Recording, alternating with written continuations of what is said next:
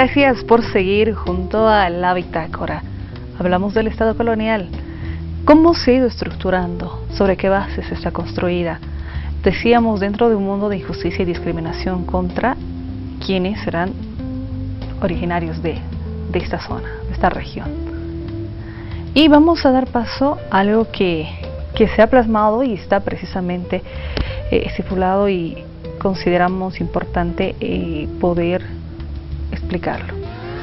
Y surge, Rafael, a partir de una paradoja señorial.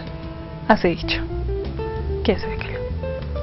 Es un concepto que proviene de Zavaleta y que explica muy bien la paradoja por la cual, como mencionábamos, toda élite que supuestamente pretende transformar este país deviene en lo mismo. Y el antecedente inmediato fue la Revolución del 52, cuando decíamos había condiciones objetivas para transformar este país. Inglaterra, como imperio en decadencia, estaba dando lugar a un nuevo imperio, Estados Unidos.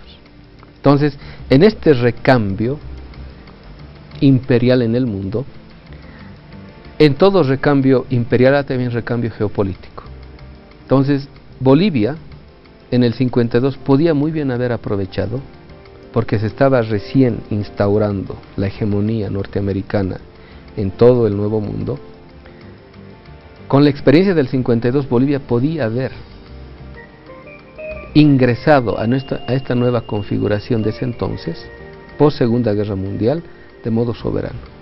Pero para lograr esto requeríamos de una élite que comprendiese que para constituir un Estado nacional tenía que saber congregar al todo de la nación, que el Estado se corresponda, represente lo que dice representar, el elemento nacional. Pero cuando una élite no es capaz de aquello, es cuando vemos que esta élite está atrapada en el estado anterior que tanto desprecia y quiere superar, pero no lo puede en última instancia, porque no es capaz de concebirse más allá de ese estado que tanto critica. Entonces, la paradoja señorial tiene que ver con el hecho de por qué en este país, hasta el día de hoy se puede decir, no existe burguesía. Es decir, una élite productiva que sea capaz de impulsar un desarrollo nacional. Entonces, para hacer esto, la oligarquía, que fue una casta burocrática, acomodaticia y siempre acostumbrada a ser una clase que recibía los diezmos y todo el erario nacional en beneficio propio sin nunca merecerlo. Entonces puede decir lo siguiente: ¿en qué consiste la paradoja señorial? Una frase de Zavaleta puede retratar esto y la vamos a leer. Cuando dice Zavaleta en Lo Nacional Popular,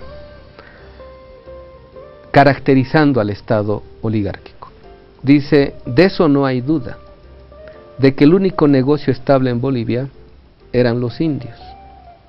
O sea, el indio era la base y el fundamento de la economía nacional. Sobre él se descargaba todo el peso de la economía de este país. Entonces dice, el único negocio estable en Bolivia eran los indios. Quiere decir, el único negocio estable era explotar, mantenerlos en estado de subordinación. Dice, dígase a la vez que la única creencia ingénita e irrenunciable de esta casta oligárquica fue siempre el juramento de su superioridad sobre los indios. Dice, creencia en sí no negociable, es decir, podían renunciar a cualquier cosa, menos a que el indio sea considerado su igual. No podían jamás permitir que el indio pueda ascender de su estado de subordinación sistemática a reivindicar derechos y derechos humanos.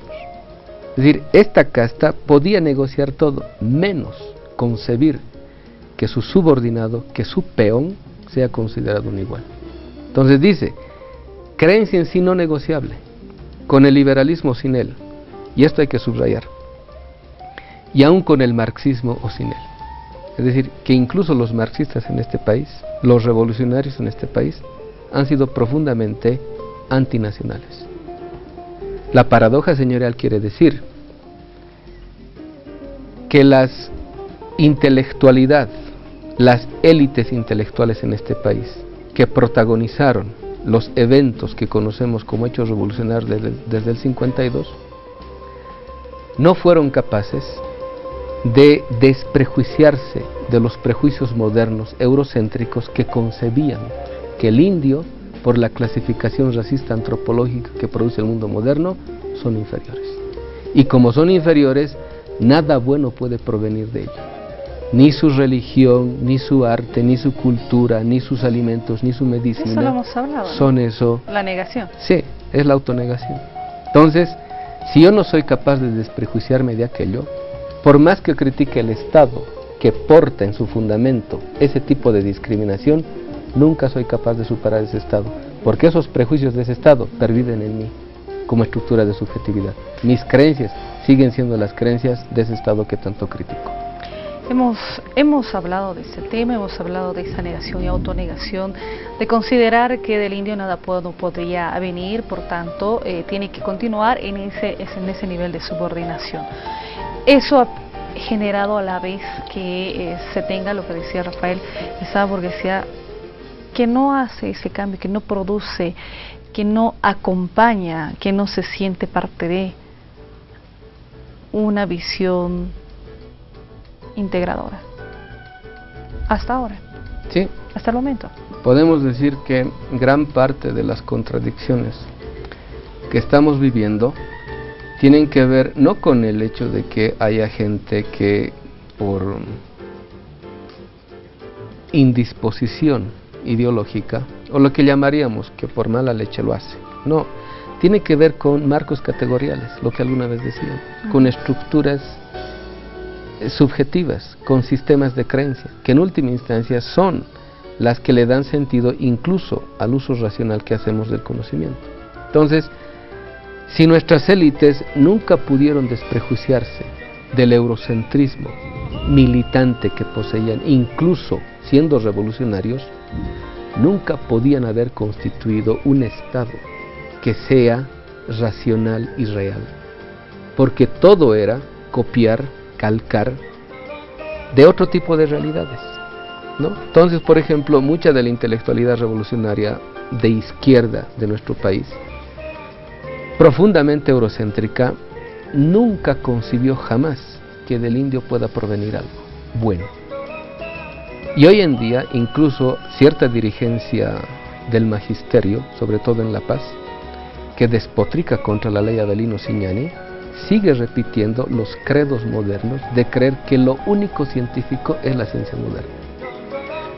Creen que afirmando la cosmovisión andina estamos regresando a la edad de piedra. Es decir, se han creído todos los mitos modernos. Es decir, su revolución o el paradigma revolucionario que tienen es un paradigma revolucionario al interior de la cosmovisión moderna eurocéntrica. No son capaces de salir de ella. Por eso, para identificar, para diagnosticar el proceso que estamos viviendo, siguen remitiéndose a la Revolución Rusa.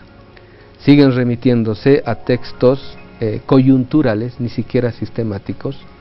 Por ejemplo, el Estado y la Revolución de Lenin, el quehacer de Lenin, los cuadernos de Mao. Es decir, para explicar un acontecimiento novedoso, siguen remitiéndose a teorías coyunturales de un pasado que no es el nuestro.